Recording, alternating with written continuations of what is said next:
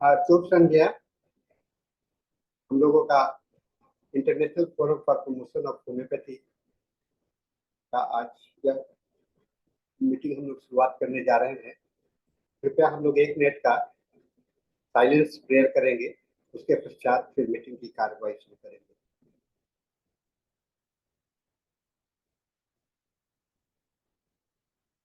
धन्यवाद। जैसा कि आप सभी जानते हैं, यह international forum for promotion of homeopathy निरंतर पिछले कई वर्षों से कोविड के बाद एक नियमित रूप से प्रतिदिन वेबिनार कंडक्ट कर रहा है, बनाए हुए है। और इस वेबिनार में हम बहुत सारे स्टैलवर्ड्स को बुलाते हैं और उनके लेख उनके ज्ञान को हम लोग सुनते हैं और उसकी जानकारी प्राप्त करते हैं। ऐसे में और यह जो कार्यक्रम है हमें प्रतिदिन 7:30 बजे से 8:30 बजे तक हिंदी में, 8:30 से 9:30 तक अंग्रेजी में और 9:30 से 10:30 तक मलयालम भाषा में होता है। और इसी क्रम में आज के इस रक्षाबंधन के पवित्र अवसर पर हमारे साथ में जुड़े हैं रजनीश कुमार शर्मा जी। और रजनीश कुमार शर्मा जी एक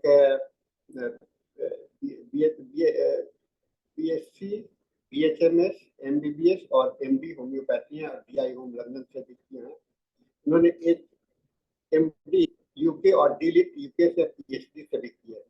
ये विशेष कार्यकारी सदस्य हैं दिल्ली होम्योपैथिक मेडिकल एसोसिएशन के एवं आजीवन सदस्य हैं homeopathic medical association of India के।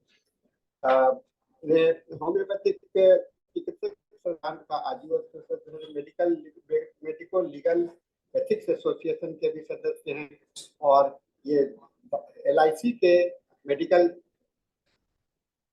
इंस्पेक्टर के रूप में भी है और अनेक राष्ट्रीय और अंतर्राष्ट्रीय सम्मेलनों में इनको काफी पुरस्कार प्रदान हो चुका है।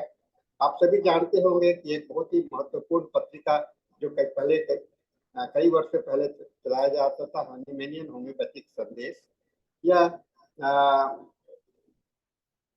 इसके कार्यकारी संपादक भी हैं और इन्होंने कई एक लेख इसमें ये प्रमुख निदेशक, प्रबंध निदेशक है homeo cure and research institute Vaibhav homeopathic pharma and स्पर्श मल्टीप्लिसिटी अस्पताल। और आज का विषय इनका बहुत ही महत्वपूर्ण इसलिए है कि स्लिप हम सोते हैं कैसे, इस पर विषय पर ये हम लोगों को जानकारी देने जा रहे हैं।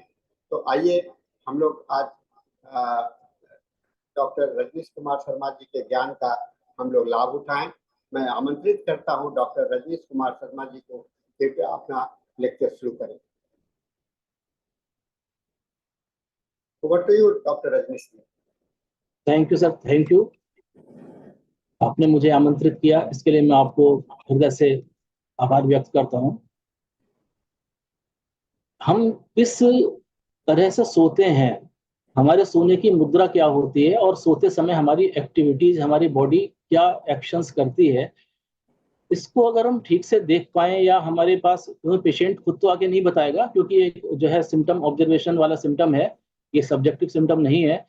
तो घर जो उसके अटेंडेंट्स होते हैं पेशेंट के, वो हमें आके इसके बारे में बताते हैं कि हमारे ये जो पेशेंट है ये इस तरीके से सोता है, सोते समय इस तरह की गतिविधियां करता है, या कितना सोता है, कब सोता है, कितने अंतराल पर ये बीच बीच में उठता है, क्या करता है।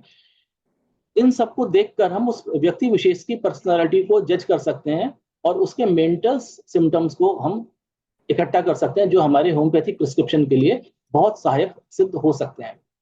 तो मैंने इस पर छोटा सा काम किया है, तो मैं इसको आगे बढ़ाता हूं आपकी आज्ञा से।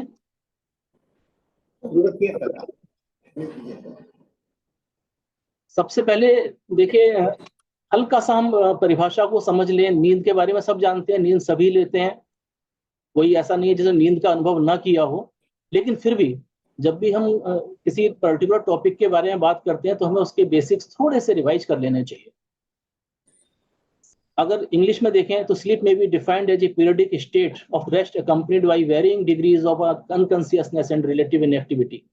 इसमें सोरा और सिफलिस दोनों का मेन रोल रहता है।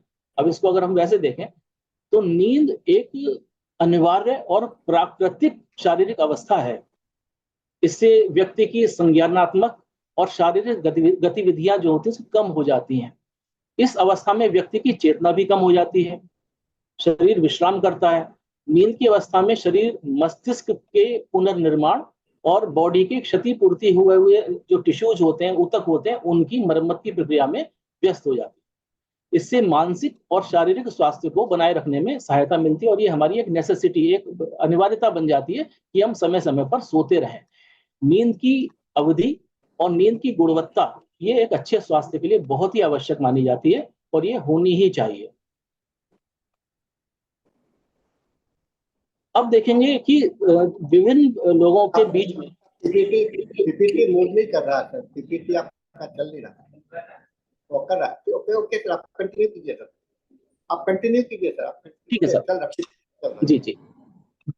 पर्सन टू पर्सन, व्यक्ति से व्यक्ति के बीच में अगर हम किसी दो इंडिविजुअल्स को देखेंगे तो उन दोनों की नींद में समानता नहीं मिलती, कुछ ना कुछ भिन्नता अवश्य होती है और यही उनकी इंडिविजुअलाइजेशन को मार्क करता है। जो हमारी होम्योपैथी की थ्योरी है कि थ्योरी ऑफ इंडिविजुअलाइजेशन, कि no two persons are alike, ऐसे ही दो लोगों की नींद की अवस्था, नींद की प्रक्रिया और नींद की मात्रा ये एक से नहीं हो सकती, ये भी उनकी पर्सनालिटी को अब भिन्न भिन्न उसमें बदलती है, जो हमारे होम्योपैथी के लिए बहुत अच्छा सिद्धांत को सपोर्ट करने के लिए एक एविडेंस, एक सबूत के तौर पे हमारे पास है।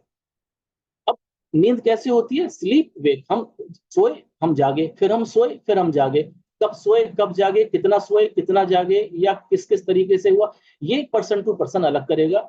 एक ही पर्सन में नींद का साइकिल, जगने का साइकिल भिन्न भिन्न हो सकता है, उम्र के हिसाब से, उसके लिंग के हिसाब से और उसकी मानसिक और शारीरिक अवस्था के हिसाब से, या मौसम की वजह से, कि किस मौसम में ज्यादा नींद आती है, किसी मौसम में कम नींद आती है, किसी एज में नींद ज्यादा आती है, किसी एज में नींद कम आती है, या किसी पर्टिकुलर माहौल में अगर हमने मान लीजिए, जिस कई लोग ऐसे होंगे कि अपने जिस बेड के ऊपर वो सोते हैं, जिस डायरेक्शन में सोते हैं, जिस स्थान पर सोते हैं, वहां तो नींद आती है, अगर उनकी उस बेड से ही उनको दिशा बदल दी जाए या दूसरे किनारे पर सुला दिया जाए तो उनको नींद डिस्टर्ब हो जाती है। तो नींद के लिए उसका एक वातावरण बहुत ज्यादा जरूरी हो जाता है। जैसे आप देखा हो, कभी होटल्स में हम लोग रुकते हैं तो सारी रात नींद नहीं आती, चाहे कंफर्ट घर से ज्यादा हो तब भी नींद पूरी नहीं होती, कहते हैं नींद तो घर जाके ही आती है। तो ये जो कंडीशंस होती है इनको भी हमें पूरा देखना है। हम जब भी किसी नींद की अवस्था से किसी की इंडिविजुअलाइजेशन को करना चाहेंगे तो हम ये देखेंगे प्राकृतिक रूप में रोज वो जहां पर सोता है वहां पर उसके ऊपर क्या इफेक्ट्स नींद के आते हैं, कि उसकी क्या प्रक्रिया रहती है, क्या उसकी दिनचर्या रहती है, हम उसको जज करेंगे। तो नींद कैसे? न्यू बॉर्न है, छोटा सा बच्चा है, तुरंत पैदा हुआ वाला, 20-20 घंटे सो लेता है 24 घंटे में से। एक छोटा बच्चा है वो 10 घंटे के एवरेज में सोता है, एक एडल्ट 6 से 7 घंटे सोता है, और जो ज्यादा एल्डरली होते हैं 6.5 घंटा उनका एवरेज होता है, लेकिन 4 से 6 घंटे 7 घंटे तक वो लोग सोते हैं।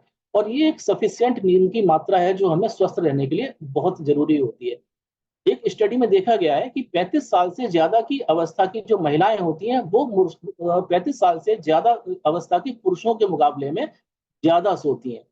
तो इस हिसाब से अगर देखें तो 35 साल से आयु के ज्यादा की जो महिलाएं हैं वो दिन में कई बार, हम देखा होगा कि जेंट्स कई बार रात को देर से सोते हैं और सुबह देर में उठते हैं, लेडीज कई बार देर से सोने के बाद भी जल्दी उठ के अपने दिनचर्या में कार्य में लग जाती हैं, लेकिन वो दिन में कहीं ना कहीं नींद निकाल लेती हैं। पुरुष जनरली एक लंबी नींद एक बार में लेते हैं, जबकि महिलाएं टुकड़ों में नींद कई बार ले लेती हैं, कि बैठे आधा घंटा झपकी ले ली, 10 मिनट झपकी ले ली, रात को फिर सो लिए, तो वो नींद इस तरह से पूरी कर लेती है।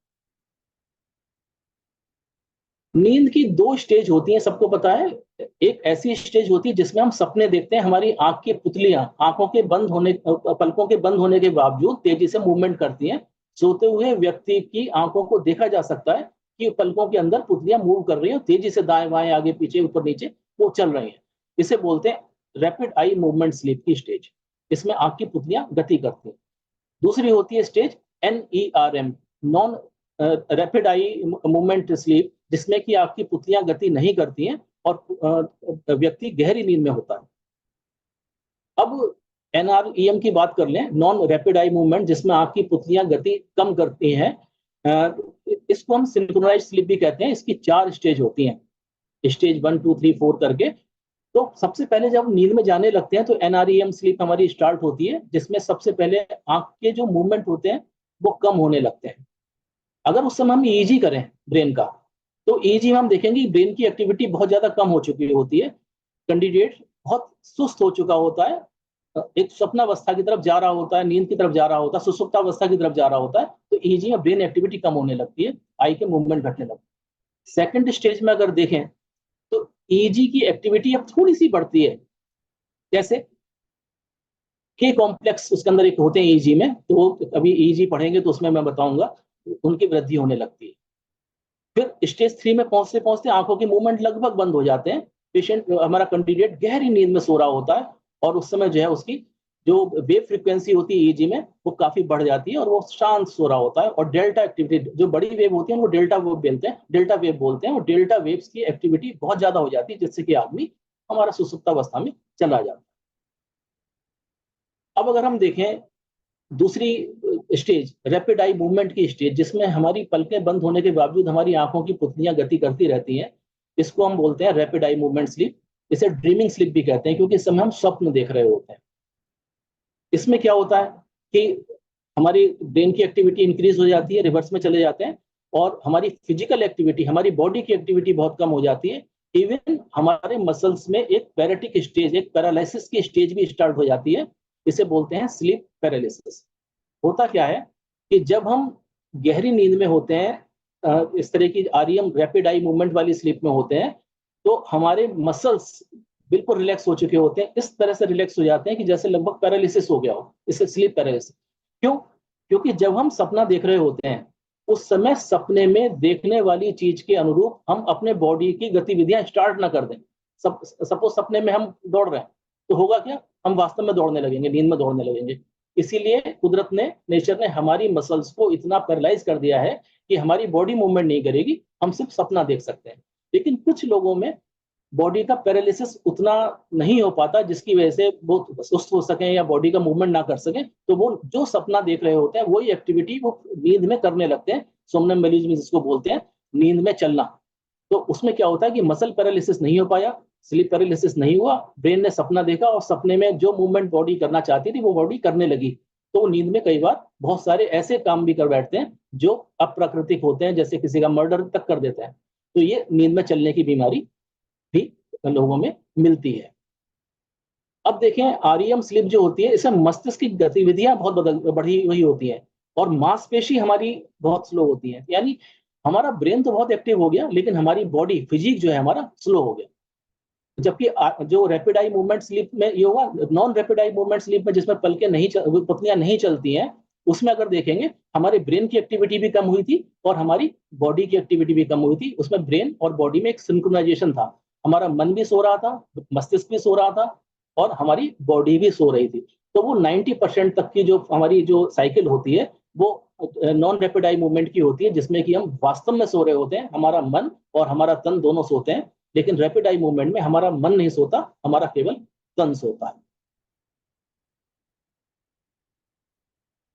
अब ये जो पूरा साइकिल है, ये आरईएम प्लस एनआरईएम, यानी रैपिड आई मूवमेंट वाला और नॉन रैपिड आई मूवमेंट वाला दोनों मिलाएं तो 90 से 100 मिनट में पूरा साइकिल कंप्लीट हो जाता है। जैसे 75% तो हमारी नॉन रैपिड आई मूवमेंट वाली हो गई, और 25% वो हुई जिसको हम सपने देखते हैं। जिस समय हम रात को सोने की कोशिश करते हैं, प्रारंभ करते हैं, सबसे पहले हम नॉन रैपिड आई मूवमेंट में जाते हैं, जिसमें हमारी आंख की पुतलियां मूवमेंट नहीं करती और हम गहरी नींद में सो चुके होते हैं। लेकिन सोने के आधा घंटे से 90 मिनट के बाद हमारी साइकिल चेंज होकर हम नॉन रैपिड आई मूवमेंट में, आरईएम में चले जाते हैं, हमारी रैपिड आई मूवमेंट हो जाता है, तब हमें सपने आने शुरू होते हैं। अब जब हमारी नींद पूरी हो रही होती है, सुबह के समय की बात करें, ब्रह्म मुहूर्त के आसपास की बात करें, या जब हम नींद से जागने से जस्ट पहले वाला साइकिल आता है, वो रैपिड आई मूवमेंट का आता है। तो जब हमारी नींद का साइकिल पूरा होने को होता है, तो हमारी आंख की पुतलियां फिर से गति करने लगती हैं, ब्रेन की एक्टिविटी बढ़ने लगती है, और हम फिर सपने देखने लगते हैं। इसीलिए आपने देखा होगा कि कई बार जब हम सुबह सो के उठते हैं तो हम सपने से सो के उठते हैं, कहते हैं कच्ची नींद से जाग गए, तो तबीयत खराब हो जाती है, सिर दर्द होता है, चिड़चिड़ापन हो जाता है, एंजाइटी हो जाती है। क्यों? हमारी उठने से, नींद पूरी होने से जस्ट पहले की जो साइकिल है वो रैपिड आई मूवमेंट की साइकिल होती है, जिसमें हमारा मस्तिष्क जागृत होता है, हाइपर एक्टिव होता है, और बॉडी हमारी पैरालिसिस में होती है। तो वो उस समय अगर वही हमें कोई जगा दे तो हमसे उठा नहीं जा रहा होता, और हमारी नींद अचानक खुलती है, तो हमें सपने याद भी रहते हैं, और हम सारे दिन उसकी वजह से एंजाइटी में या परेशानी में रहते हैं। अब नींद में अगर देखें तो नींद की एक फिजियोलॉजी होती है कि नींद क्यों, नींद के समय क्या क्या हमारे अंदर बायोकेमिकल, हार्मोनल या न्यूरोट्रांसमीटर के चेंजेस हो रहे होते हैं, थोड़ा सा हम उनको भी रिवाइज कर लें। इस समय जो हमारे प्यूबर्टी के आसपास के बच्चे होते हैं, कुमार और कुमारियां जो हमारे बच्चे हैं, जो अभी प्यूबर्टी की एज में आ रहे हैं, किशोरावस्था में आ रहे हैं, किशोर किशोरियों की बात करें तो सोरा और सिफिलिस ब्याज के जागृत होने के कारण उन्हें सोते समय उनके अंदर ल्यूटिनाइजिंग हार्मोन का सिक्रीशन होता है, जो उनकी प्यूबर्टी को आगे डेवलप करने में काम। अगर एडल्ट की बात करें, प्रौढ़ की बात करें, तो मैन हो या वुमेन हो, आदमी हो या औरत, दोनों में ही जैसे ही हम सोते हैं, जैसे ही हम सोते ही NREM स्लीप में जाते हैं, प्रोलैक्टिन का सिक्रीशन बढ़ना शुरू हो जाता है। तो ये हमारा प्रोलैक्टिन साइकिल को कंट्रोल करने में काम भी आती है। अब जैसे हम गहरी नींद में हैं, तो कुछ चीजें हमारी ऐसी हैं जो होती रहती हैं, जो हमारी कंट्रोल में मतलब नहीं होती। जैसे हाथ का हिलाना, गहरी नींद में भी हमारा हाथ हिल सकता है, पैर हिल सकता है, हम सपने में हंस सकते हैं, या सपने में फ्लैटस पास कर सकते हैं, गैस पास कर सकते हैं। ये सब सोरा चूंकि हमारा लगातार उस समय भी जागृत होता है, गहरी नींद में, नॉन रैपिड आई मूवमेंट में भी, तब भी हमारी बॉडी में इतने फंक्शंस, गैस पास होना, डकार का आ जाना, हंसना, जमाई का एकदम से ले लेना, हाथ पैर का हिला लेना, करवट बदल लेना, ये हमारा उसमें शामिल है। लेकिन एक चीज यहाँ नोट करने की जरूर है कि रैपिड आई मूवमेंट स्लीप जब हो रही हो, जब हम सपना देख रहे होंगे, उस समय हमारी बॉडी की सारी मसल्स पैरालाइज होती हैं। उस समय हम ना करवट ले सकते हैं, हम ना हिल सकते हैं। ये 10-15-20 मिनट की जो स्लीप का साइकिल बीच बीच में, ये साइकिल हमारा बहुत इंपॉर्टेंट है, जिसमें कई बार अगर हमारा ब्रेन बाहर के सेंसेस को अगर लेने भी लगे, तो कई बार देखा होगा, आपको लगता होगा कि हम सो रहे हैं, हमें पता चल रहा है कि हम कोई सपना देख रहे हैं या हम उड़ रहे हैं, लेकिन हम अपने बॉडी से कुछ मूवमेंट नहीं कर पा रहे, हम घबरा जाते हैं कि पता नहीं हम क्या हो गया, पैरालिस पड़ गया, हाथ नहीं चल रहे, पैर नहीं हिल रहे, आंख की पलके भी नहीं हिला पा रहे, लेकिन थोड़ा सा जोर लगाने से फिर हम उस नींद से बाहर आ जाते हैं।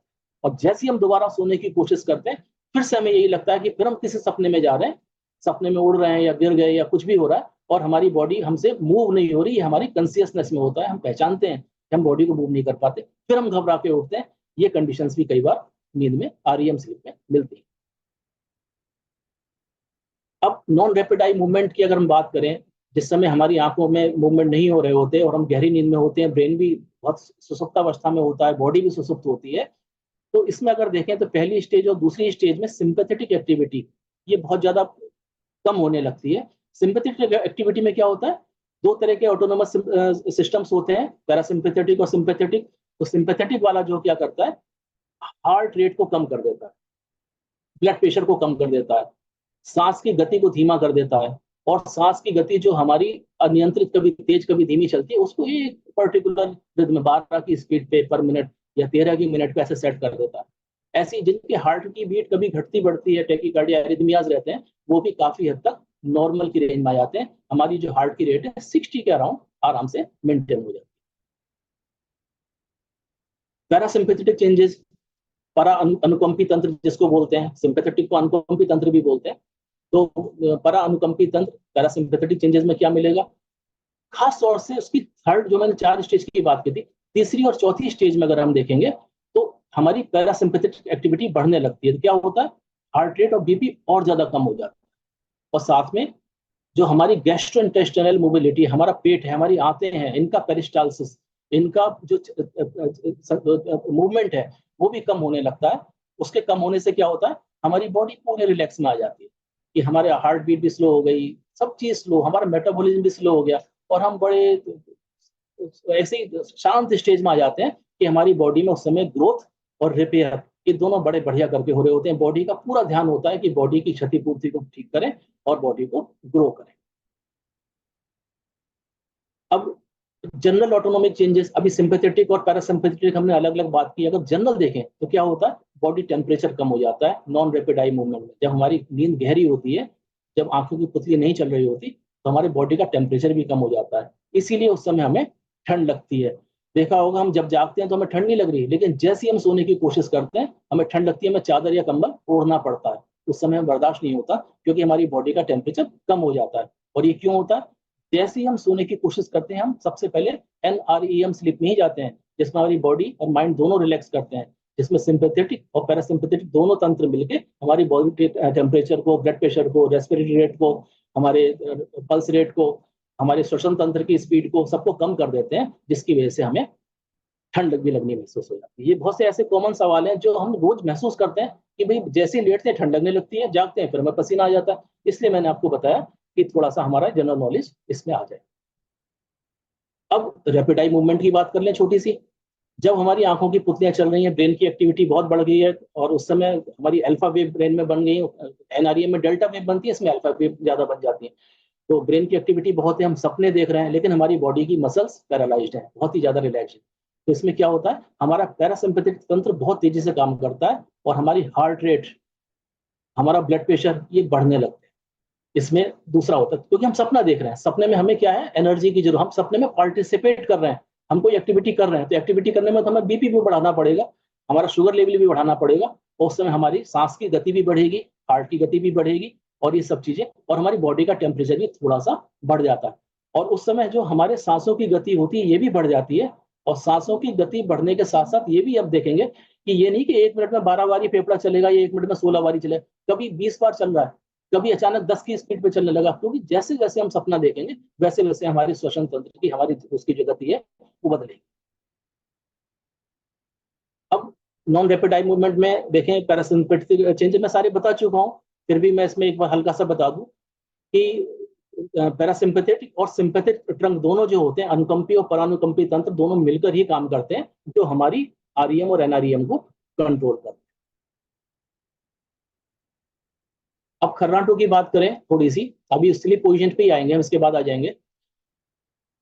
किसी भी व्यक्ति को स्नोरिंग कभी भी स्टार्ट हो सकती है, कई बार ये फिजियोलॉजिकल होती है, नॉन सिग्निफिकेंट होती है, इसकी कोई वैल्यू नहीं होती, किसी को भी खर्राटे आ सकते हैं। कभी देखा होगा छोटे छोटे बच्चे खर्राटे ले रहे होते हैं, कभी वो व्यक्ति भी जोर से खर्राटे ले रहा होता है जिसने जीवन में कभी खर्राटे ना लिए हो। तो लोग कहते हैं कभी तो ऐसा करते नहीं, आज तो बड़े खर्राटे ले रहे हैं। क्यों? वो गहरी नींद में है, वो बहुत ज्यादा थके हुए हैं, बहुत ज्यादा डीप स्लीप में जब हम होते हैं तो हमें इस तरह के खर्राटे आ सकते हैं। तो इसमें क्या होता है, सोरा, साइकोसिस और स्यूडोसोरा, ये तीनों मिलके इस तरह का कॉम्प्लेक्स बनाते हैं कि हमें स्लीप एपनिया स्टार्ट हो जाता है, ऑक्सीजन की कमी स्टार्ट हो जाती है, और उसको पूरा करने के लिए हमें खर्राटे आते हैं ताकि हम ज्यादा ऑक्सीजन का लेन देन कर सकें। खर्राटों की वजह से हमें क्या हो सकता है, हमारी नींद डिस्टर्ब हो सकती है, जिसकी वजह से हमें थकान, लैक ऑफ कंसंट्रेशन, ताकि हमारा ध्यान केंद्रित करने में दिक्कत होना, अपने कामों को अंजाम देने में दिक्कत, ये सब चीजें हमें आ सकती हैं। इसमें जो सोरा, या कभी कई बार कोई कॉज ऑफ जनरलिस भी हो सकता है जिसकी वजह से हमें खर्राटे, जैसे ओबेसिटी, या हमारे गले में फैट ज्यादा है, या पोलिप है, या एडिनॉइड है, उसकी वजह से भी हमें खर्राटे आ सकते हैं। इसको हम बोलेंगे कॉजा ऑकेजनलिस। कई बार इसमें जो है फॉरेन बॉडी की वजह से भी हमें इस तरह की प्रॉब्लम्स हो सकती हैं। लेकिन देखा गया है कि 6 से 8 घंटे अगर हम ठीक से सो लें प्रतिदिन, तो हमारी बहुत सारी परेशानियां खुद ही ठीक हो जाती हैं। तो हमारा मेंटल और फिजिकल दोनों का वर्कआउट बहुत अच्छा आगे रन करता है। कई बार देखा होगा कि कुछ लोगों को अगर नींद पूरी ना हो, कई कई दिन तक लोग सो नहीं पाते हैं, तो क्या होता है, चिड़चिड़े हो जाते हैं, थकान महसूस करते हैं, वो कंसंट्रेट नहीं कर पाते, और उसके बाद अपने जो काम होते हैं उसको कोप अप नहीं कर पाते सही से, उनकी वर्क एफिशिएंसी उनकी घट जाती है। इसलिए मेंटल और फिजिकल जो उनके वर्क की कैपेसिटी दोनों ही कम होने से वो वर्क के लिए फेल हो जाते हैं। तो मेंटली और फिजिकली, तो उसके लिए क्या होता है कि उनके अंदर नींद पूरी ना होने से कई बार पैरानॉइड थॉट्स आने लगते हैं, जैसे उन्हें अजीब से विचार आएंगे, जो ऐसे विचार जो वो खुद भी नहीं सोच सकते, अनवांटेड थॉट्स।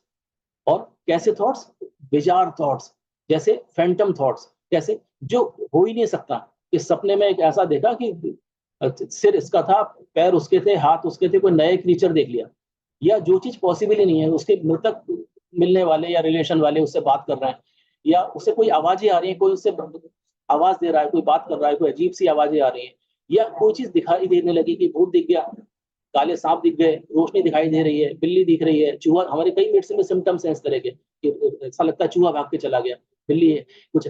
तो इस तरह की चीजें हेलुसिनेशन जिन्हें बोलते हैं। तो टैक्टाइल इल्यूजन्स भी हो जाते हैं, लगेगा कि वही मुझे छू रहा है, किसी ने मुझे नोचा, किसी ने गुदगुदी कर दी, या मुझे यहाँ पर गरम गरम लग रहा है, या ठंडा लग रहा है, या कुछ इस तरह के टैक्टाइल हेलुसिनेशंस भी इसमें डेवलप होते हैं अगर हमारी नींद पूरी ना हो। लेकिन एक सबसे बढ़िया बात यह है, वरदान के तुल्य जो है, अगर हमें बहुत ज्यादा नींद पूरी नहीं हुई और हमें सारे सिम्टम अपीयर भी हो गए और हमें 1-2 दिन सोने को ढंग से मिल गया, तो सारे के सारे रिवर्सिबल हैं, सब ठीक हो जाते हैं।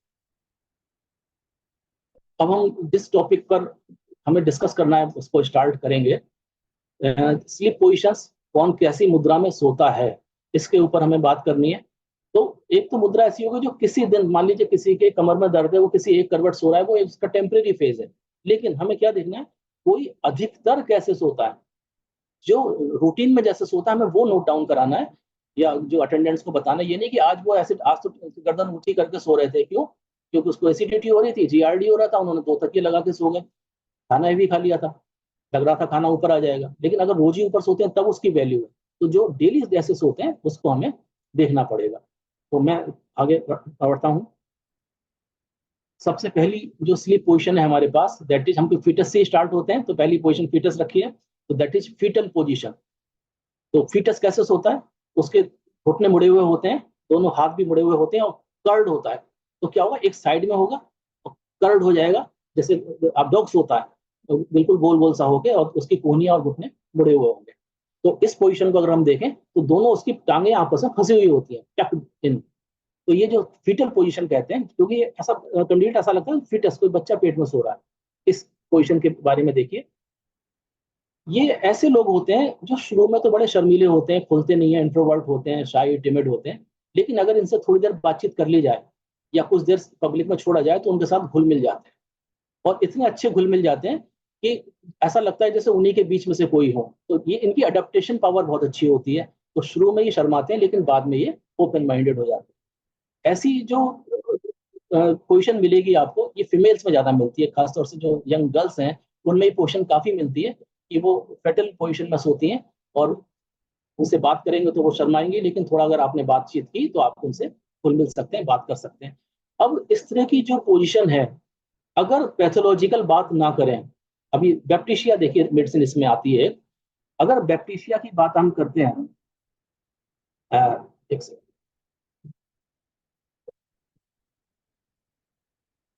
टाइफाइड में अगर कोई ऐसे सो रहा है तो कोई बड़ी बात नहीं है, लेकिन बिना टाइफाइड के कोई ऐसे सोए तब हमें सोचना पड़ेगा। तो बैप्टिशिया का पेशेंट जो होता है, जनरली फीटस कंडीशन में, फीटल कंडीशन में सोता है।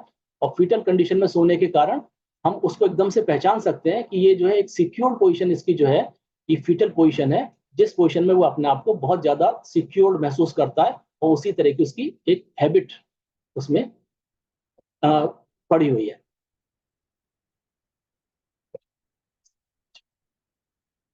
दूसरी मेडिसिन देखिए, बेरेटा कार्ब।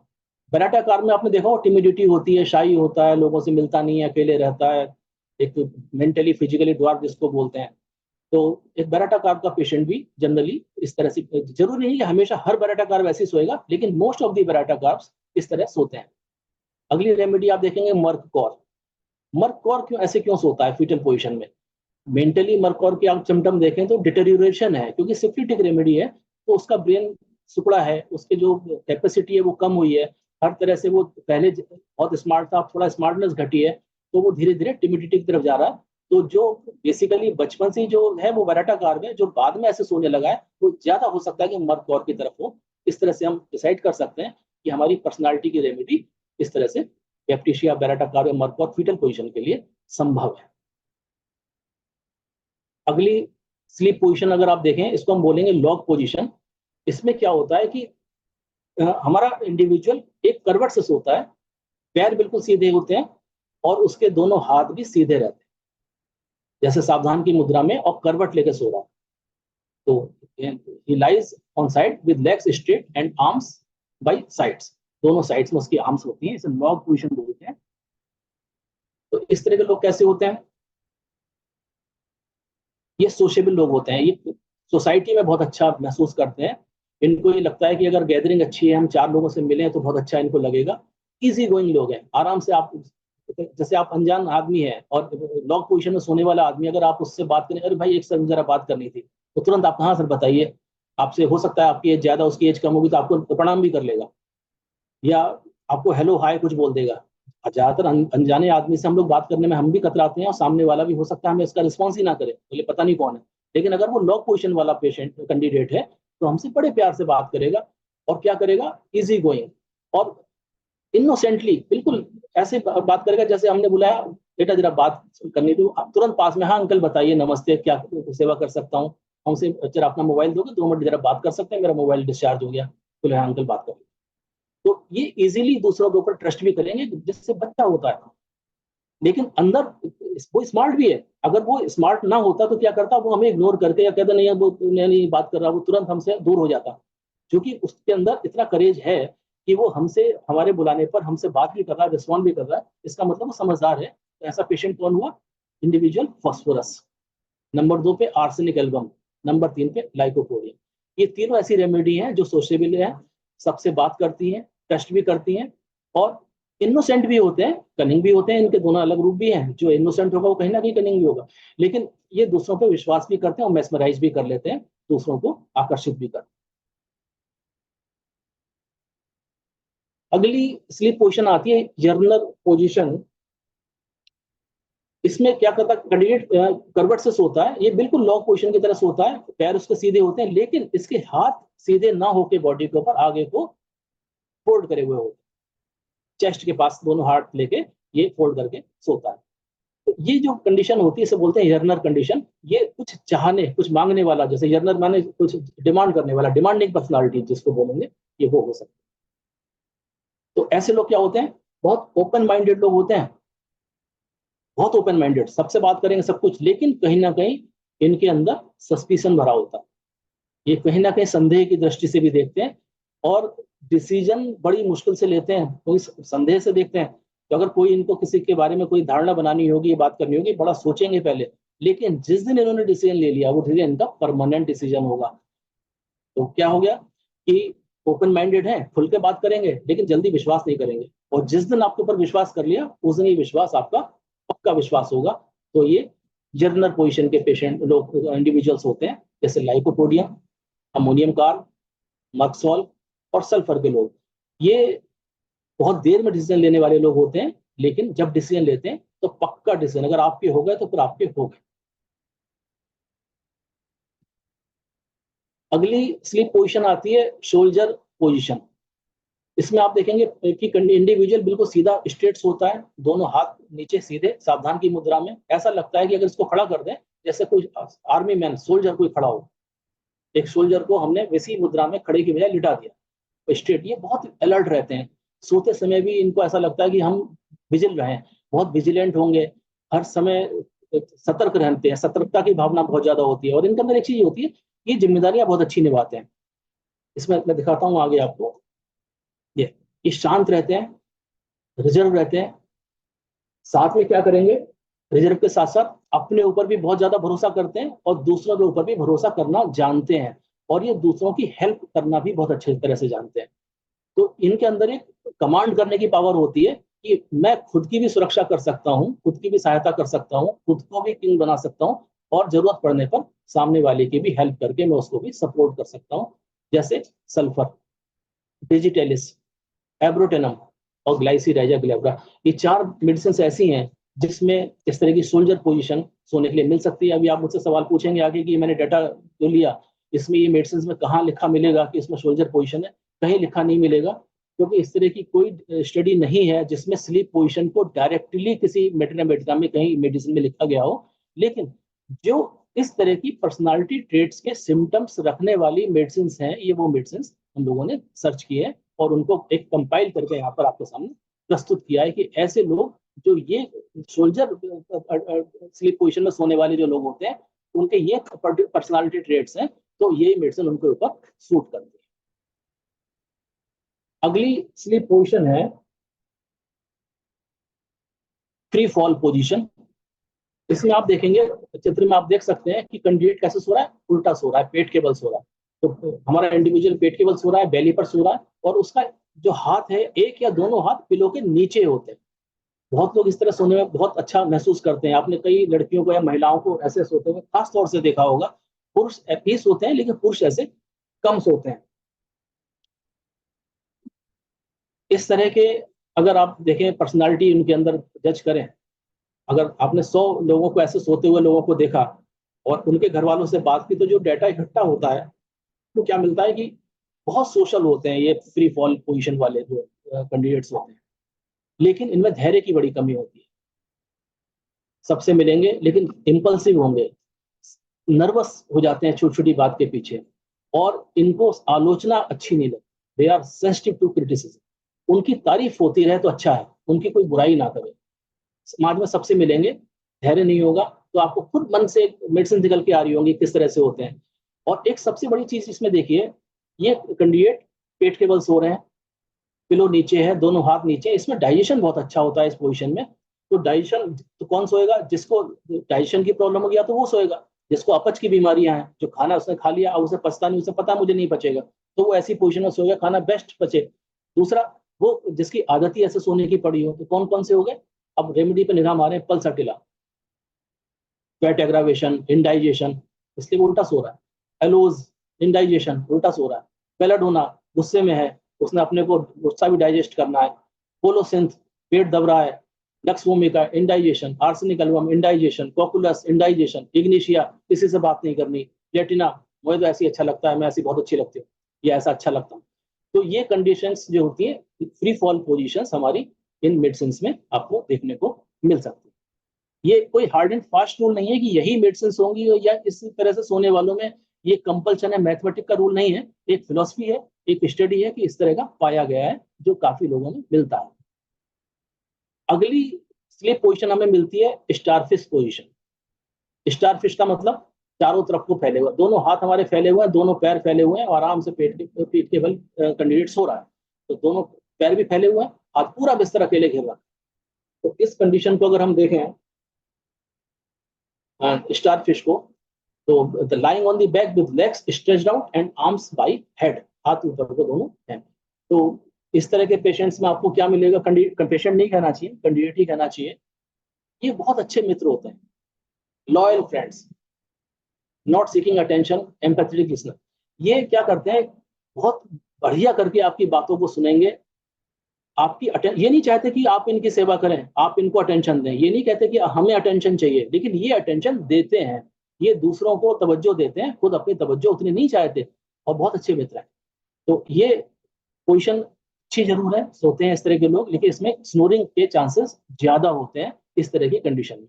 रेमेडी कौन कौन सी इसमें फिट होती है हमारी, pulsatilla, rhus tox, nux vomica, chamomilla, platina, rhododendron और वियोला ओडोरेटा। ये मेडिसिन की अगर आप फिजिकल और मेंटल सिम्टम्स को मेट्रिया मेडिका में पढ़ेंगे तो आपको इनसे बहुत कुछ मैच करते हुए स्टारफिश से मिलेगा। अगली एक हाइब्रिड कंडीशन है जिसमें दो स्लीप पोजीशन एक साथ मर्ज हो जाती है, सोल्जर एंड स्टारफिश। तो सोल्जर स्टारफिश स्लीप पोजीशन, इस तरह के जो स्लीपर्स होते हैं वो लगते तो ऐसे हैं जो सोल्जर है, लेकिन उनका दोनों हाथ स्ट्रेट नहीं होते, एक हाथ पिलो के नीचे या सर के नीचे और एक हाथ उनके छाती के ऊपर मिलेगा। तो इसमें दो जो स्लीप पोजीशन है, दो का इसमें हाइब्रिड नेचर आपको दिखाई देगा।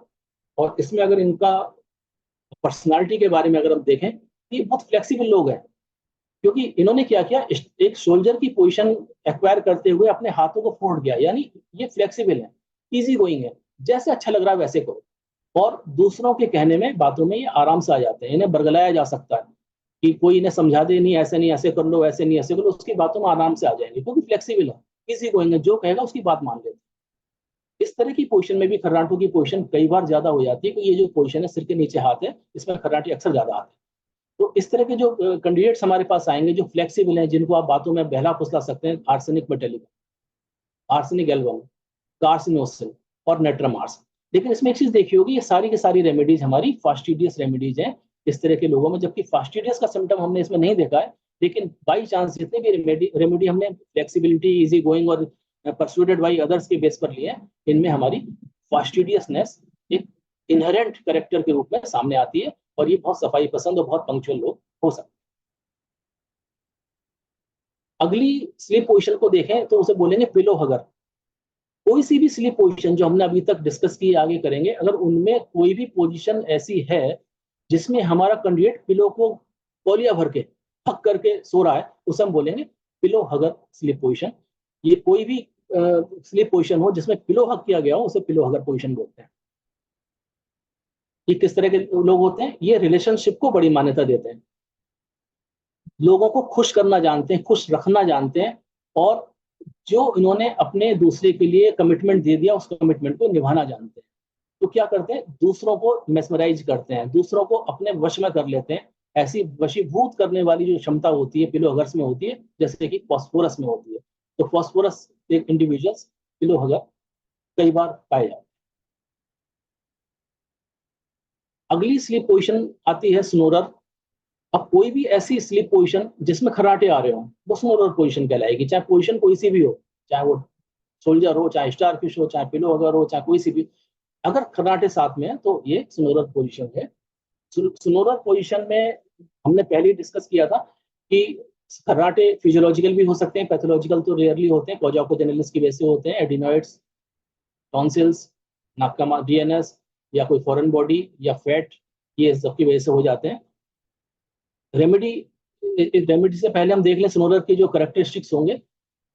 ये बहुत एक्सप्रेसिव पर्सन होते हैं, एक्सट्रोवर्ट होते हैं, अपनी बात को बड़े तरीके से प्रस्तुत करते हैं, पैशनेट होते हैं, और इनकी इमोशनलिबिलिटी बहुत ज्यादा होती है, एक्सट्रीम।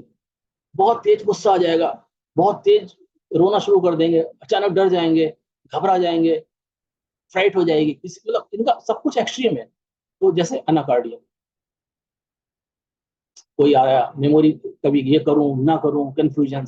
इधर आ जाए कैलकेरिया फॉस, अरे पता नहीं क्या होगा, china, graphites, hyoscyamus, ignatia, muriatic acid, nux vomica, opium, silicea, stramonium. इन सब में मेंटल अनस्टेबिलिटी है, एक्सट्रीम्स हैं इन सारी मेडिसिन में, और ये सभी मेडिसिन खर्राटे प्रोड्यूस करती हैं। ये इस तरह के हमारे इंडिविजुअल्स जो स्नोरर हैं उनमें हम इस्तेमाल कर सकते हैं। अगली स्लीप पोजीशन आती है डूवे पोजीशन। डूवे पोजीशन में क्या होता है कि हमारा कैंडिडेट किसी भी तरह से सो रहा हो, पेट के बल हो, सीधा हो, कुछ हो, उसका एक हाथ, एक पैर, एक पैर एक हाथ, या शरीर का कोई अंग, ये हमारे कोई लिम्स उसके बेड, उसके कंबल से या रजाई से बाहर होते हैं। इसको डूबे पोजीशन बोलते हैं, कि वो रजाई में पैर नहीं रखेगा, ठंड भी हो रही तो एक टांग बाहर निकाल लेगा या एक हाथ बाहर निकाल लेगा। ये भी एक बहुत कॉमन सी स्लीप पोजीशन है। और इस स्लीप पोजीशन का भी बहुत अच्छा हमें क्या मिलता है, बड़ा ऐसा इंडिविजुअल जिसको कोई टेंशनबाजी नहीं रखता, मस्त, जिसे बोलते हैं मस्त मौला कैंडिडेट, रिलैक्स्ड, केयर फ्री और ओपन टू एक्सपीरियंस। चलो ये भी करके देखते हैं, ऐसा भी कुछ करके देखते हैं। इस तरह के जो इंडिविजुअल्स होते हैं, जो मस्त रहने वाले लोग होते हैं, उनमें डूबे पोजीशन जनरली मिलती है। वो आराम तलब लोग होते हैं कि हमें मजा आना चाहिए, जैसे कोनियम या प्लेटिना। प्लेटिना को लगता है कि मुझे इसमें ऐसे लेट के मुझे खूबसूरती मेरी बढ़ती है, या बहुत अच्छी बात है, मुझे ऐसे मजा आ रहा है, तो मुझे जो मजा आना चाहिए, अगर मुझे गहने पहन के मजा आ रहा है तो मजा आ रहा है, या मुझे ऐसे सो के मजा आ रहा है तो मजा आ रहा है। ये इस तरह की पोजीशन है। अब अगली पोजीशन देखेंगे, ये भी एक हाइब्रिड पोजीशन है, जिसमें दो स्लीप पोजीशन मर्ज हो जाती हैं, प्रोस्ट्रेट एंड वर्शिप। कैसा लगता है कि उल्टे लेटे हुए हैं और उपासना कर रहे हैं, पूजा कर रहे हैं। कैसे? ये बिल्कुल फ्री फॉलर स्टाइल जैसी होती है, लेकिन पेशेंट उल्टा है और क्या करेगा, नी चेस्ट पोजीशन टाइप की कर लेगा, पिलो उसके सिर के नीचे होगा, गर्दन एक तरफ को मोड़ लेगा। ये प्रोस्ट्रेट एंड वर्शिप पोजीशन कहलाती है। इस तरह के जो इंडिविजुअल्स होते हैं वो कंजर्वेटिव होते हैं, कंट्रोल करना चाहते हैं अपने ऊपर, कि किसी तरीके से हम ओपन ना हो, अपने अंदर ही रिजर्व रहें। और इनके सामने अगर कोई अनएक्सपेक्टेड इवेंट आ गई, अगर कोई बाहर से कोई आपदा आ गई या कोई अचानक कोई बात आ गई, तो उसके साथ इनको मीट आउट करने में बड़ी प्रॉब्लम्स होती हैं। ये परेशानियों से मुश्किल से लड़ पाते हैं ऐसे जो इंडिविजुअल्स होते हैं प्रोस्टेट एंड वर्शिप वाले, जैसे medorrhinum, calcarea phos, carcinosin, lycopodium, phosphorus, tuberculinum and cina. अब परेशानी से लड़ने में मुश्किल का मतलब क्या हो गया, किसी सामने वाली कंडीशन के साथ हम अडेप्ट नहीं कर पा रहे, हम उसे बचा नहीं पा रहे, उसके साथ चल नहीं, सामने वाले ने अगर हमारी बुराई करी हम बर्दाश्त नहीं करें, नहीं बचा पाए। सामने वाले ने हमारी बहुत तारीफ कर दी, हमने उसे बिल्कुल ही गले लगा लिया कि इससे बढ़िया कोई है ही नहीं। ये भी उसमें एक हो गया। अचानक घर में किसी ने आकर थ्रेट दी तो हम बेहोश हो गए, डर के मारे हमारी हालत खराब हो गई।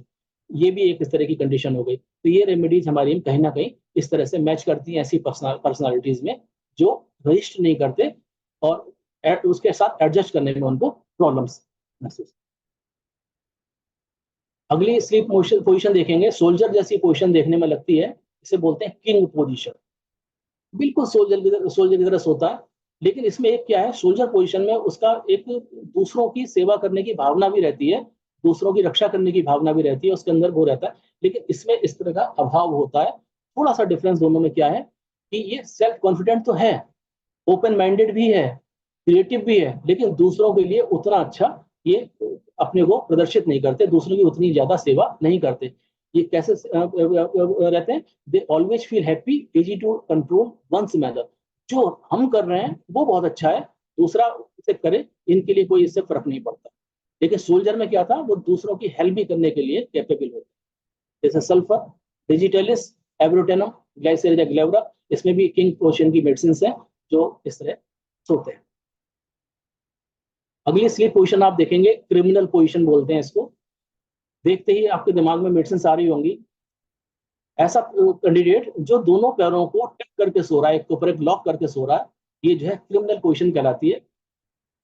इस तरह के इंडिविजुअल को अगर आप देखेंगे तो वो अपने अंदर की भावनाओं को, अपने विचारों को, अपने बहुत से रहस्यों को अपने अंदर छुपा के रखते हैं। तो ये क्या होता है, ये इनर थॉट्स को हिंडर करते हैं, छुपाते हैं, और ये इसी वजह से क्या होता है, एंग्शियस हो जाते हैं, क्योंकि हम अपनी बहुत सी कुछ ऐसी चीज होती है जो अंदर ही अंदर छुपा रहे होते हैं, और उसकी वजह से हमें घबराहट होती है, परेशानी होती है, और हमारी चिंता को ये इस तरह से पैरों को एक को क्रॉस करके लेट के, और इनको कई बार मूव भी करते हैं हल्का हल्का, इससे ये उसको दर्शाते हैं। रोडोडेंड्रॉन में ये पोजीशन हमें आमतौर पर मिलती है। देखा होगा ऐसे पेशेंट जनरली रूमेटिक डिजीजेस के भी शिकार होते हैं। अगली पोजीशन है जिस स्लीप पोजीशन में आती है कैटेगरी में, स्लीपिंग लॉयन। लेकिन ये चूंकि ये लॉयन पोजीशन है, इसमें वो कैंडिडेट सो नहीं पाता। वो क्या करता है, रात को लेटेगा, नींद नहीं आएगी। अब वो क्या करेगा, 2-3 तकिए पीछे लगाए, वो आधा उठ गया आधा बैठ गया। अब वो पीछे टेक लगा के बैठा, या सोफे पे पीछे को बैठा हुआ है, बैठे बैठे सोने की कोशिश कर रहा है, क्योंकि लेटा नहीं जा रहा, और बैठ के वो सो नहीं पा रहा। तो ऐसे पर्सन जिनको किसी भी पोजीशन में नींद नहीं आ रही होती, वो बैठ के उदास होकर बैठ जाते हैं कि कैसे सोएं। तो इस पोजीशन को हम स्लीपिंग लॉयन पोजीशन बोलते हैं।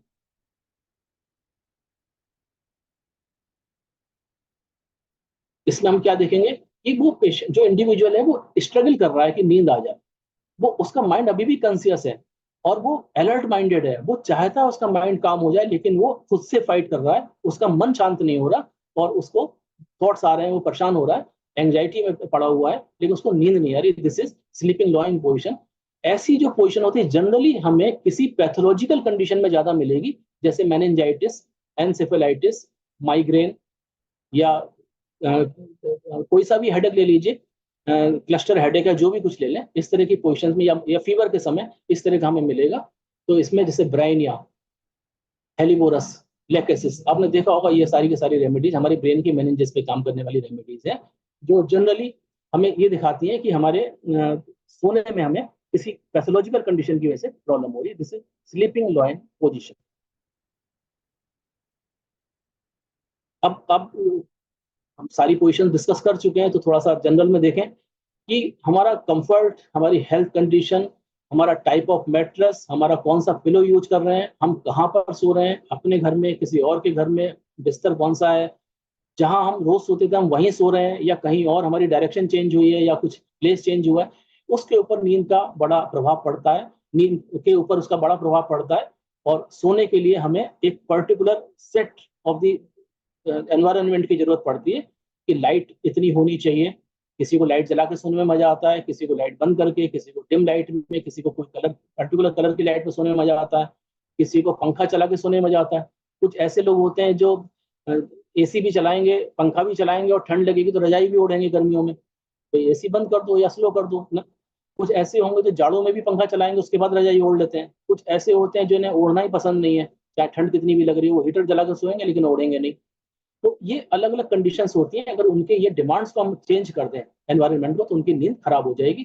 तो जब भी हम इस पर स्लीप पोजीशन की हम बात करेंगे, तो हम उन पोजीशंस के ऊपर पर्सनालिटी एनालिसिस करेंगे जो उनकी common use to day to day, जैसा वो उनका रूटीन में है, हम उन पोजीशंस को ही स्टडी करेंगे।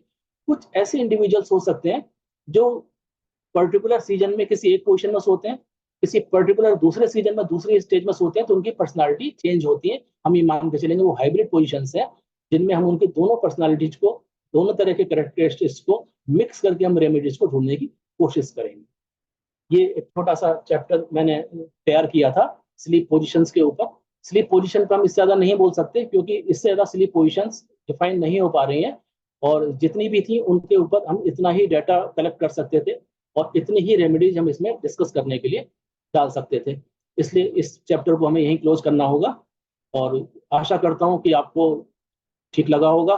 जो भी कमेंट्स हों आप प्लीज़ मुझे बताइएगा, ताकि आगे भविष्य के लेक्चर्स में उनको सुधारा जा सके या और इम्प्रूव किया जा सके, फोर्टिफाई किया जा सके। और आपकी गाइडेंस के लिए निरंतर मैं नतमस्तक होकर इंतजार करूंगा। धन्यवाद। Good night. धन्यवाद डॉक्टर रजनीश जी, आपका प्रेजेंटेशन बहुत ही ज्ञानवर्धक था। और आप चैट बॉक्स में देखिएगा, लोग कह रहे हैं कि माइंड ब्लोइंग, है ना, ये अच्छा रिमार्क्स है।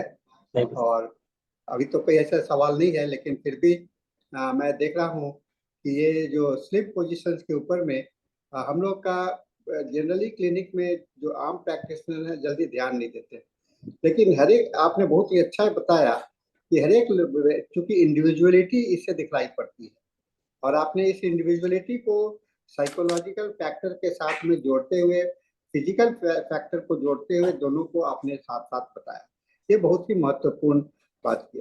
आप स्लिप चैप्टर में जाएंगे, रिपोर्टरी के किसी भी स्लिप चैप्टर में, रिपोर्टरी के स्लिप चैप्टर में, तो आपने जो भी पोजीशन दिखलाया है, वो पोजीशन का बड़ा विस्तृत जानकारी दी गई है।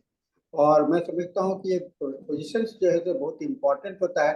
जैसे हम लोग बहुत कुछ सुना करते हैं, जेनु पेक्टोरल पोजीशंस, और बहुत सारे जो पोजीशंस है, नी एल्बो पोजीशंस, ऐसा करके hard every position seems to be, so many rubrics are there, so सब रूब्रिक्स है उसमें। तो ऐसा में लोगों को ऐसा होता है, लेकिन आपने जो आज एसोसिएट करके इसका जो नामकरण किया, और नाम जो आपने इसका क्लासिफिकेशन के लिए जो बताया, वो अपने आप में एक बहुत ही इम्पोर्टेंट मैसेज हम लोगों के लिए है। और जहाँ तक कि इसमें सवाल की बात है, सभी लोग थैंक्स केवल आ रहे हैं, और इसी तरह से कोई भी अभी सवाल अभी तक नहीं आया है। लेकिन और इस पर अगर आप कुछ, मैं आपसे जानना चाहूँगा कि इस का जो है आपका क्लिनिकल एप्लीकेशंस का के विषय में भी अगर थोड़ा सा चर्चा करते तो लोगों को और अच्छा लगेगा। भाई क्लिनिकल केस के साथ में अगर एक्सपीरियंस के साथ में करेंगे तो वो भी कर सकते हैं, अभी कर सकते हैं। आप अपना पीपीटी को खाली डिलीट कर दीजिए, ठीक है जी जी। मैं कुछ केसेस आपके सामने अभी, मैं मेरे जो क्लिनिक के केसेस है, मैं अगर समय कुछ हो 2-4 मिनट का, तो मैं कुछ केसेस, हमारे पास में अभी 7 मिनट का समय है। आप 5 मिनट बोल सकते हैं। मैं 5 मिनट का मैं आपको एक, हाँ मैं इसमें एक सेकंड,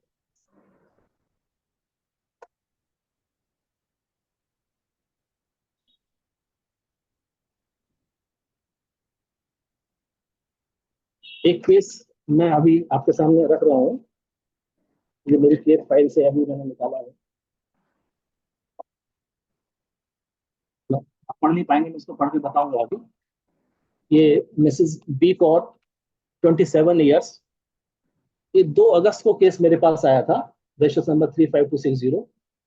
इसको पीआईडी है 7 साल से, इसको पेल्विक रीजन में पेन रहता है, और इसको कंटिन्यूअस लिकोरियल डिस्चार्ज है, जो व्हाइट है, ठीक है, और चलते समय ये बढ़ जाता है। कमर में दर्द रहता है, फ्लैचुलेंस रहती है, थर्स्टलेस है, भूख ठीक लगती है, स्टूल हार्ड है, 2 या 3 दिन में जाने की इच्छा होती है, बीच में जाने की इच्छा नहीं होती, स्किन में हल्की सी इचिंग बनी रहती है, डिजायर स्वीट्स है, सॉल्ट है, स्पाइसेस डिजायर है, एवर्जन मिल्क है, घी कर्ड वगैरह ये नहीं पसंद करती है। इस लेडी को मैंने इन सिम्टम्स के बेस पर, जो फर्स्ट टाइम जो गलतियां इंसान से होती हैं, मैं पहले अपने फेलियर की बात हमेशा हर सेमिनार में यही करता हूँ कि गलती क्या की थी। ऐसा नहीं कि पहली मैंने डोज दी ठीक हो गया ना, पहली डोज में जो गलती की, फर्स्ट टेस्ट देखा, कर्ड मिल्क फैट, इसके लिए एवर्जन भी देखा, इसका एग्रेवेशन भी देखा, और साथ में स्किन में हल्की सी इचिंग, लिकोरिया, पीआईडी, और 27 साल की लेडी। तो पल्साटिला दिमाग में आया, पल्साटिला 200 दिया, कुछ भी नहीं हुआ।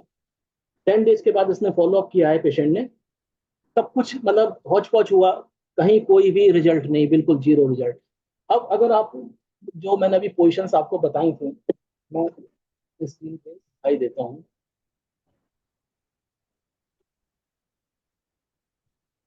ये लेडी 7 साल से लगातार कहीं ना कहीं से कोई ना कोई दवाई खा रही है, और इतनी मेडिसिन ये खा चुकी थी कि कोई भी मेडिसिन इसके ऊपर अब काम करना बंद कर चुकी थी।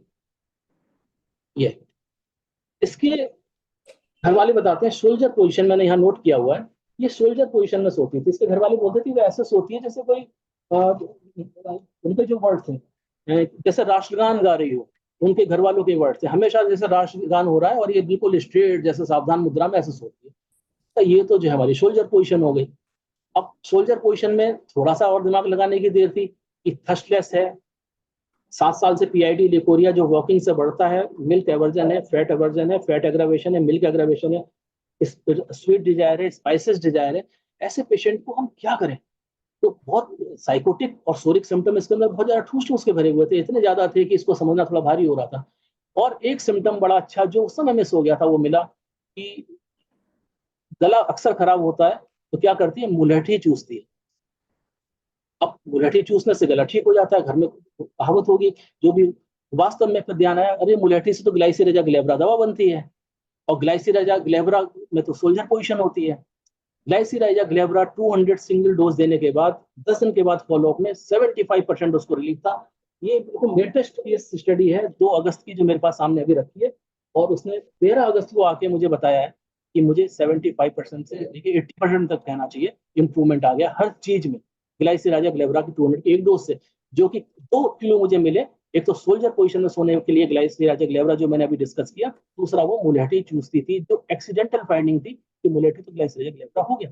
तो इस तरह के केसेस में हमें डे टू डे प्रैक्टिस में कई बार, हमेशा नहीं लेकिन एक्सीडेंटली बहुत अच्छा रिजल्ट मिल जाता है, अगर हमें अटेंडेंट इस बात को बता पाए सही से कि वो वास्तव में क्या पोजीशन। तो इस केस में ये लेटेस्ट था जिससे आपने कहा, वो बाई चांस है कि मुझे याद आया कि अभी केस आया था। तो इस तरह के केसेस अक्सर मिलते हैं, और हमें उन पर कोई भी रास्ता मिले, मेरा कहना ये नहीं है कि स्लीप पोजीशन की सारे प्रिस्क्रिप्शन हो जाएंगे, जो रेयर पिक्यूलियर की नोट गाइडिंग सिम्टम जो मिल जाए वो हमें देखना है। हमें तो मंजिल तक पहुंचना है, रास्ता कोई भी मिले, पैदल जाना पड़े, बस में जाए, ट्रक में जाए, हेलीकॉप्टर में जाए, हवाई जहाज में जाए, रॉकेट में जाए, लेकिन पहुंचना मंजिल तक है। हमें चांद तक जाना है, हमें कैसे भी जाना है, पहुंचना है। तो उसके लिए हमें क्या करना है, हमें रास्ता कैसा भी पकड़ लें, बस हमें पहुंचे। कुछ नहीं मिला टेलीस्कोप से तो चले ही जाए, उसको सतह को नजदीक से देख लिया और क्या चाहिए, तब भी हम पहुंचने के बराबर ही है। तो उसके लिए हमें कोई ना कोई ऐसा रास्ता ढूंढते रहना चाहिए। हाँ, एक चीज और मैं कहूंगा जो थोड़ा सा टॉपिक से 10 सेकंड की, आजकल मेडिकल लीगल का बहुत ज्यादा वो चल रहा है कि होम्योपैथी डॉक्टर्स के ऊपर भी खूब केस हो रहे हैं, कंज्यूमर फोरम में लोग केस डाल रहे हैं। अभी मालदा का मैंने एक केस पढ़ा था, एक बिनाइन, एक छोटा सा सिस्टिक लीजन था, डॉक्टर साहब ने उसको ट्रीट किया, ट्रीट करते करते 6 महीने बाद उसमें मेलिग्नेंसी हो गई, पेशेंट की मेलिग्नेंसी इतनी बढ़ी कि बाद में वो कैंसर इंस्टीट्यूट में जाके भी एक्सपायर हो गया। डॉक्टर साहब के पास केस दर्ज हो गया डॉक्टर साहब के ऊपर। तो ये बोल लगाया गया कि एक होम्योपैथी डॉक्टर कैंसर का ट्रीटमेंट करने के लिए चूंकि ऑथोराइज नहीं, he is not an oncologist, इसलिए उसको उसका ट्रीटमेंट नहीं करना चाहिए था। अब 6 महीने पहले थोड़ी पता है छोटी सी सिस्ट में कैंसर हो जाएगा। वो एक ऐसी सिस्ट थी, बिनाइन थी, जो बहुत ही रेयरली कैंसरस होती है। ऐसे तो हम किसी चीज का ट्रीटमेंट नहीं कर सकते, वर्ड का भी नहीं कर सकते, वर्ड में भी तो कैंसर हो सकता है। हम ऐसे तो ट्रीटमेंट किसी का नहीं कर पाएंगे, कोलाइटिस का करेंगे, कल को कैंसर हो गया फिर क्या करेंगे। तो इसके लिए भी एक फोरम है, मैं उसका मेंबर हूँ, लाइव मेंबर हूँ, Indian medical legal and ethics association, जो आईएमए वालों ने बनाया था कभी। उसमें एलोपैथ, होम्योपैथ, आयुर्वेद सारे के सारे एक ही प्लेटफॉर्म पर हैं। तो अगर लोगों को लगता हो, जो जागरूक हो मेडिकल लीगल के लिए, उसकी मेंबरशिप ले सकते हैं। ये मुझे लगा कि मैं बता दूं, इसलिए मैंने बीच में थोड़ा सा। बहुत अच्छा आपने बताया। लेकिन एक बात मैं ये पूछना चाहूंगा, ये जो सोल्जर पोजीशंस को जैसे रिपोर्टरी में अगर कोई रूब्रिक्स में खोजना चाहे नहीं तो मिलेगा, सोल्जर नहीं मिलेगा। नहीं मिलेगा, ये ऐड नहीं। करने पड़ेंगे हमें, ये हमारे अपने ऐड करने के हाँ लिए हाँ हाँ, आगे होने। जैसे कि आपने जो बताया कि पेट के बल लेटते हैं तो उसके तो लाइंग ऑन एब्डोमेन मिल जाते हैं, जी, लाइंग ऑन साइड मिल हाँ, जाते हैं, curled up like a dog मिल उन्हें जाते ज्वाइन कर सकते हैं सर। हैं। हाँ हाँ उन जी सारे रूब्रिक्स को मिला के हमें ढूंढना पड़ेगा कि पेट के बल लिस्ट बिल्कुल है बिल्कुल। और हाथ इधर आ जाए, तो इस तरह का हमें ढूंढना पड़ेगा, उन्हें मिक्स करना। हाँ धर्मेंद्र जी, आप मैं रजनीश जी, आपका बहुत धन्यवाद। ये बहुत ही ज्ञानवर्धक सेशन आपका था।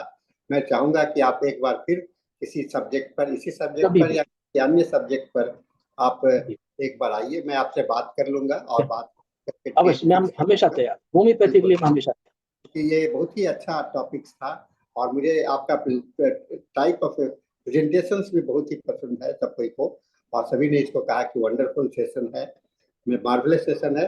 तो इसके साथ हम लोगों का समय समाप्त हो चुका है और मैं आपको यहाँ पर अपने प्रस्तुति के लिए आपको बहुत बहुत धन्यवाद देता हूँ और सभी आज साथियों को भी मैं धन्यवाद देता हूँ जो आज जुड़े हैं, कम संख्या में जुड़े हैं। रक्षाबंधन का समय था कुछ, लेकिन फिर भी है अच्छा में। यह वीडियो जो है आप लोगों को YouTube पर मिल जाएगा इनका, वो मैं लिंक आप जाएंगे YouTube पर IFPH फोरम का चैनल उस पर, और हम लोग ऐसे ग्रुप में भी डाल देते हैं, वो मिल जाएगा, ठीक है ना। तो इसके साथ में यह मीटिंग समाप्त होता है। अब चूंकि अब हम लोग का अंग्रेजी सेशन शुरू होने वाला है, तो अंग्रेजी सेशन के पोस्ट डॉक्टर अंजनी ज्वाइन कर चुकी है। मैं उनसे निवेदन करूंगा कि आप अपना अंग्रेजी सेशन को चालू कीजिए। Over to you doctor Anjani, now the Thank you, sir. Thank you, sir. Anis, sir. Thank you Thank you, very much. Hindi team. Now we are moving to English.